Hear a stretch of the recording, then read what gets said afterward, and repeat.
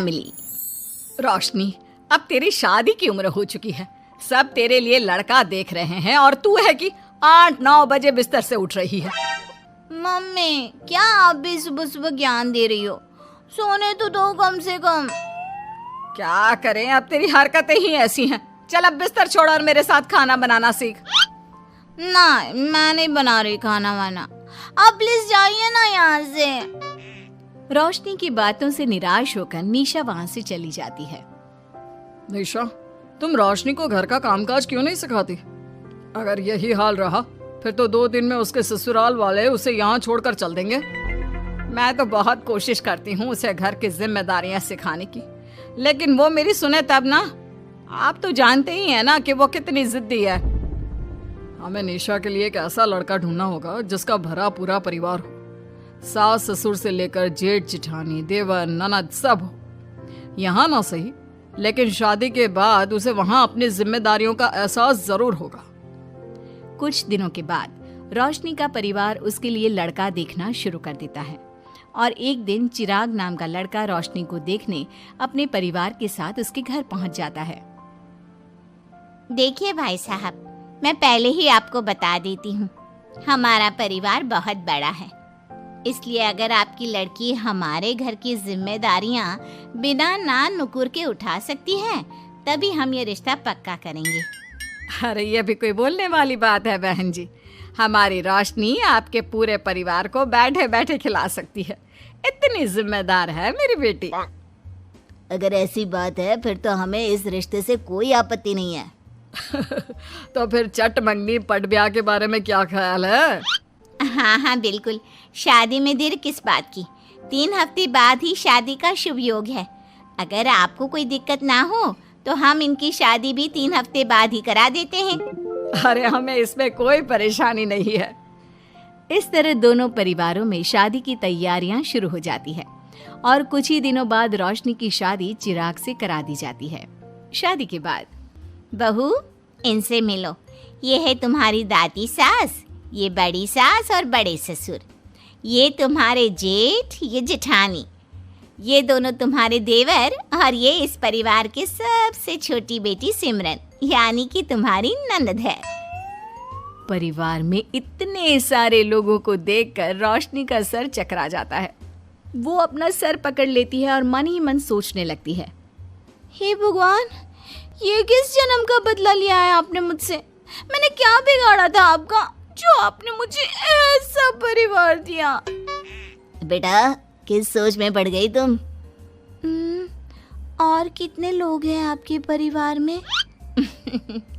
बस हम इतने ही लोग हैं बेटा, ज्यादा लंबा परिवार नहीं है हमारा। अब इससे लंबा और कितना बड़ा परिवार होगा आपका? ये ससुराल कम चिड़ियाघर ज्यादा लग रहा है। कुछ कहा क्या तुमने बेटा? नहीं मम्मी जी, वो मैं बहुत थक गई हूँ, तो क्या अब मैं सोने जा सकती हूँ? हाँ क्यों नहीं बहू। चिराग, बहू को अंदर कमरे में लेकर जा। जी माँ। चिराग रोशनी को अंदर कमरे में लेकर जाता है। चिराग, मुझे यहाँ नहीं रहना, मुझे अलग रहना है। ये तुम क्या बोल रही हो रोशनी? अभी तो आई हो तुम और अभी अलग होने की बात कर रही हो। परिवार वालों को पता चलेगा तो कितने दुखी होंगे वो लोग। मुझे नहीं मतलब किसी से, और इसे तुम परिवार कहते हो? ये परिवार कम कोई गली मोहल्ला ज्यादा लग रहा है।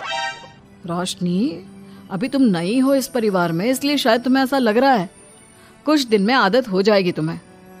चिराग की बात सुनकर रोशनी अपना सर पकड़ लेती है। आपको समझाना तो दीवार में सर पटकना है।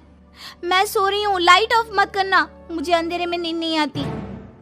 इतना बोलकर रोशनी बिस्तर पर लेट जाती है। रोशनी को देखकर चिराग का मुंह खुला का खुला रह जाता है। वो भी पैर पटकते हुए बिस्तर के दूसरे कोने में अपना मुंह मोड़कर सो जाता है। अगले दिन, देवरानी जी, आप उठ भी जाइए, सुबह के 6 बज चुके हैं। सोने दो ना मम्मी, क्यों परेशान कर रही हो? देवरानी जी, मैं आपकी मम्मी नहीं जेठानी हूँ। सुबह सुबह क्या मजाक है मम्मी?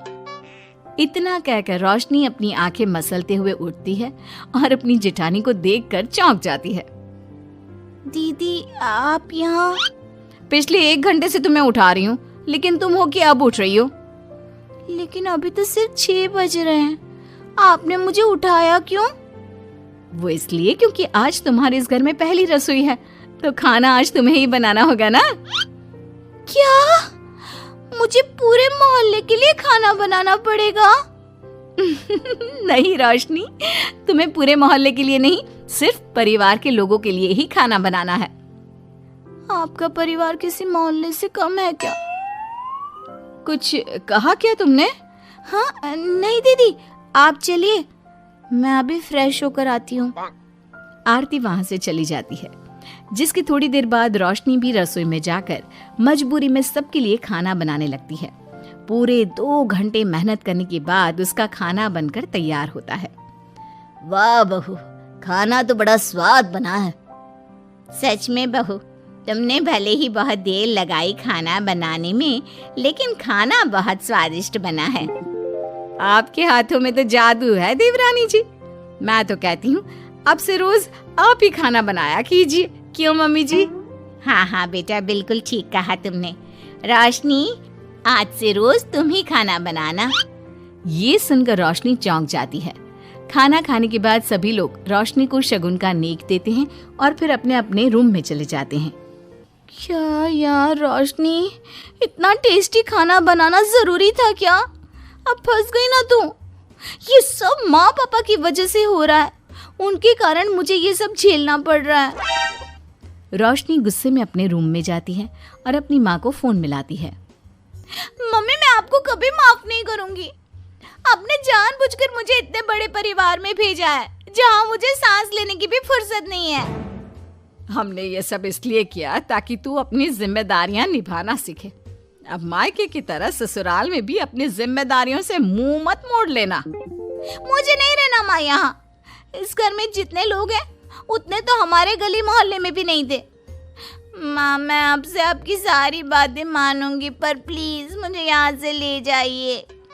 बिल्कुल नहीं, अब से वही तेरा सब कुछ है। वहां से भागने के बजाय अपनी जिम्मेदारियां पूरी करना सीख, इससे हमें भी थोड़ी खुशी मिल जाएगी। माँ की बातों से निराश होकर रोशनी फोन काट देती है, जिसके बाद उसकी नजर नेक में मिले पैसों पर पड़ती है और वो फटाफट से बिस्तर पर बैठकर पैसे गिनना शुरू कर देती है। अरे वाह, ये तो पूरे 25,000 रुपए हैं। किसी ने भी 5100 से कम का नेक नहीं दिया। चलो अच्छा है, कुछ तो फायदा हुआ इतने बड़े परिवार में शादी करने का। अब इन सब पैसों से मैं अकेले शॉपिंग करूंगी, बहुत मजा आएगा। शॉपिंग के बारे में सोच सोच कर ही रोशनी अपने बिस्तर पर कूदने लगती है। उसे बिस्तर पर कूदता देख सभी लोग चौंक जाते हैं। भाभी, आप ऐसे क्यों उछल रही हो? छोटी बच्ची हो क्या? अपनी ननद की बात सुनकर रोशनी का मुंह खुला का खुला रह जाता है। थोड़ी देर बाद रोशनी घर में बिना बताए शॉपिंग के लिए निकल जाती है और शगुन में मिले पूरे पैसों को शॉपिंग में उड़ा देती है। शाम में, देवरानी जी कहाँ गई थी आप? जानते हैं सब आपके लिए कितना परेशान हो गए थे, कम से कम आपको बताकर तो जाना चाहिए था ना। सॉरी दीदी, मैं आप लोगों को बताना भूल गई। वैसे इतने सारे बैग किस चीज के हैं? तुम शॉपिंग करने गई थी क्या? हाँ दीदी, वो आज नेक में इतने सारे पैसे मिले थे ना, तो मैंने सोचा क्यों ना मैं उन पैसों की शॉपिंग ही कर लूं। अरे वाह, ये तो बहुत अच्छा सोचा तुमने। मम्मी, पापा, सिमरन, देवर जी, सब बाहर आइए।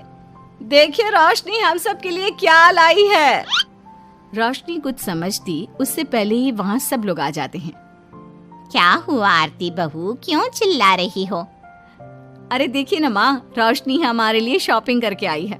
वो देखिए, रोशनी हम सब के लिए कितने कपड़े लेकर आई है। आरती की बात सुनकर रोशनी के पैरों तले जमीन खिसक जाती है।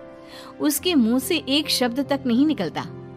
सच में भाभी, आप कितनी अच्छी हो। बेटा, हम सबके लिए तुझे खरीदारी करने की क्या जरूरत थी? अभी तेरी नई नई शादी हुई है, तुझे अपने लिए लेना चाहिए था ना। एक काम कर, ये सारे कपड़े तू ही रख ले, किसी को कुछ देने की जरूरत नहीं है। चलो, कोई तो समझदार है इस घर में। वाओ भाभी, कितनी सुंदर ड्रेस है। ये शॉर्ट ड्रेस मुझे पता है आप मेरे लिए ही लाए होंगे, है ना? इसे मैं रख लेती हूँ। माँ, रोशनी इतने प्यार से सबके लिए कपड़े लेकर आई है, हमें मना नहीं करना चाहिए।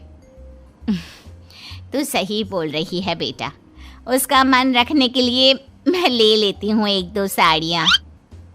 रोशनी झूठी मुस्कान लिए खड़े होकर सब देखती रहती है। देखते ही देखते उसके लाए सारे कपड़े घर वाले आपस में बांट लेते हैं और अब सिर्फ एक रुमाल को छोड़कर उसके पास कुछ नहीं बचता। अब ये रुमाल भी क्यों छोड़ा, इसे भी ले ही लेते। इतने में ही सिमरन रोशनी को आवाज देती है।